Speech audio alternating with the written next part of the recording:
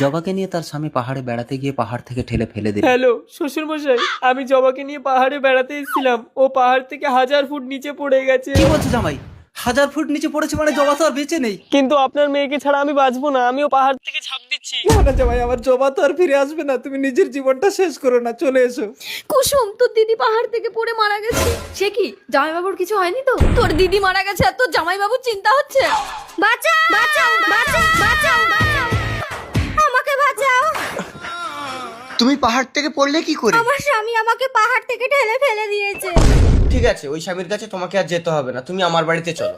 আপনার আঙ্গুলটা কি সত্যি পচে যাবে আমার এই পবিত্র কোরআনকে একটা লাইক, একটা কমেন্ট আর একটা শেয়ার করলে? কমেন্টে বলেন আমি ব্যাগ দিয়ে আসবো ইনশাল্লাহ। জবা, বাবা, জামাই, দুজনে একসাথে বেড়াতে গেলাম, ফিরে এলাম একা। শান্ত হও বাবা, বসো বসো।